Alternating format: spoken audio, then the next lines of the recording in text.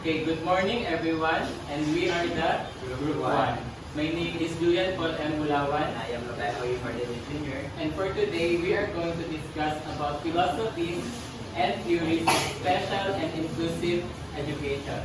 So we have here psychological basis. Let us now first start with Piaget's cognitive development. So Piaget's cognitive development states there that active learning, knowledge, instruction through experience. So in Piaget's cognitive development theory proposes that children progress in cognitive stages through four cognitive stages, namely the sensory motor, the play operational, the formal organizational, where the students learn more when they experience a thing, where for example of this is like a child is like feeling 2 cups of water, where the child asks if these having 2 different sizes of cups, so where the child is like asked whether if the water that he pour in a cup is still a constant one, but the child will logically think that this water is like more higher than the little 1 cup. So that is Piaget. So as a future educator, how will you apply each theory in inclusive classroom? So let us first start with differentiated instruction. So as an educator, you must recognize that each student have different cognitive stages. So you should adjust your method in teaching to meet their individual needs. Next is develop developmentally appropriate activities. So as a teacher, you must develop appropriate activities that matches your students' cognitive ability. Next is exploration. You must allow your students and provide them opportunities to discover new concepts and develop their own thoughts about it. And lastly, individualized assessment. So you must assess your students individually based on their cognitive level. Next is Albert Bandora's social learning theory. It states there that observational learning and modeling through social interaction and positive behavior modeling. So Albert Bandora's social learning theory emphasizes that children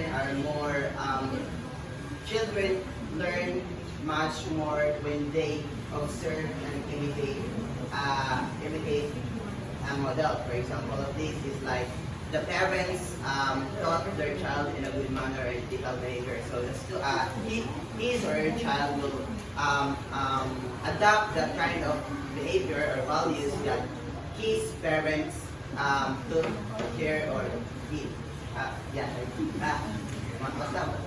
So how do we apply this in our inclusive classroom? Firstly is peer tutoring. You must allow your students to work with their peers so that they can have a collaboration and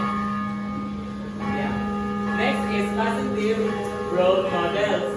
So you must expose your students to positive role models such as students having good behaviors. In that way they can be exposed to good values. Next is supportive environment. As a teacher, you must create a supportive environment so that your students have more confidence in sharing their abilities and capabilities without fear of judgment. Next is practice and feedback. With practice and feedback, you are allowing students to explore, to express their abilities to their peers and construct a feedback to their performance. So lastly, the new Vygotsky's scaffolding. So it states there that guided social interaction zone of proximal development or CPD. So here it emphasizes that the term scaffolding, where the student receive a guide that the student will solve a problem from complex to an easy one. So that is the emphasizing. So as a future educator, we should apply this in our individual classroom. First is individualized support. So, syempre, we have to support our students individually and cater to their needs. Next is scaffolding techniques. You should provide the complex ideas and break it down to smaller pieces so that they can better understand it easily. Next is collaboration. With collaboration, you are with collaboration, you are collaboration is present in the activity. In that case, there are more open in discussion and more ideas. And next is assistive technology. With assistive technology, it can better help the students' needs, and they can assist them and help them work effectively and efficiently. And that's all for our report.